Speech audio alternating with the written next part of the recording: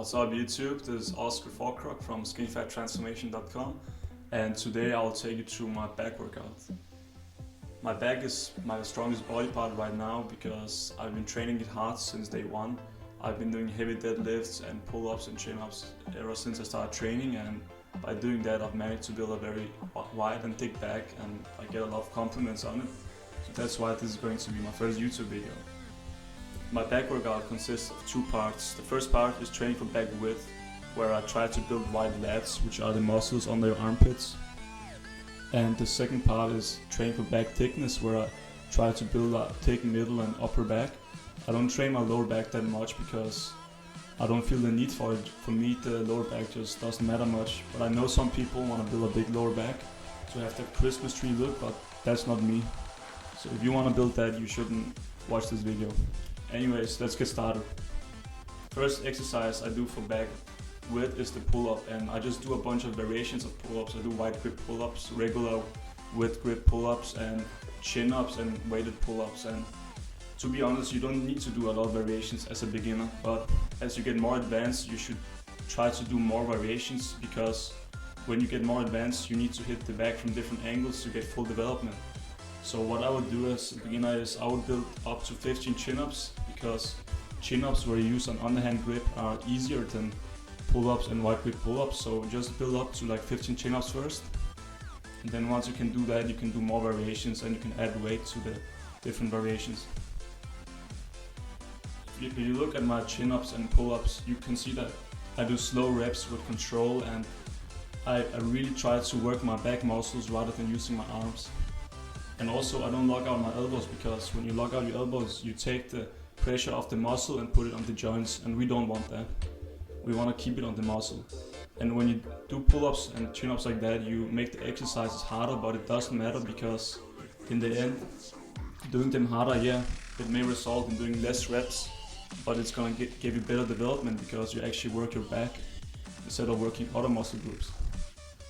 And once I'm done with pull-ups and chin-ups, I move on to machines. And the first machine I usually do is the cable pull-over, where I'm just standing with a bar, and then I'm pulling it down to my legs from the top.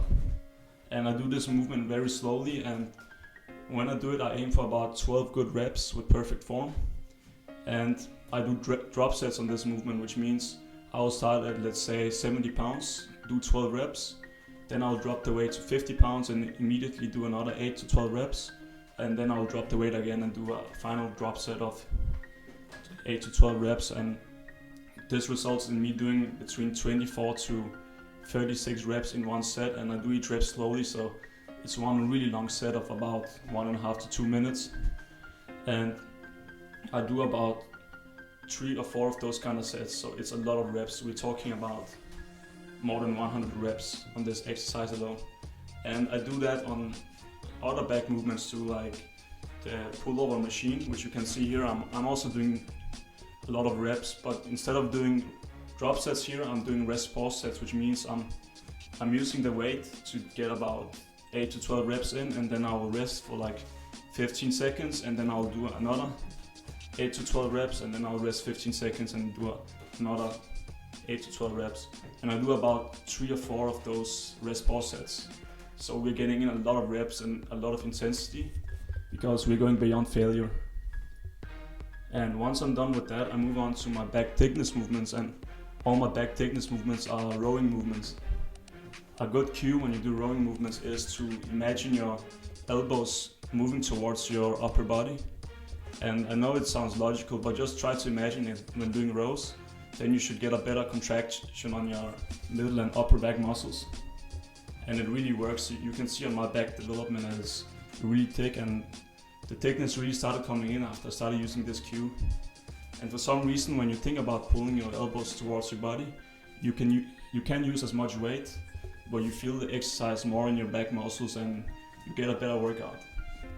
And on my rowing movements, I do the same thing as on the cable pullover. I drop set every movement 2 times, which means I do 3 sets in each set, and I do about 3 or 4 of those drop sets in total.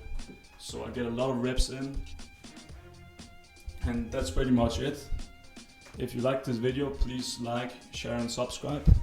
and I'll be back with more workout videos soon.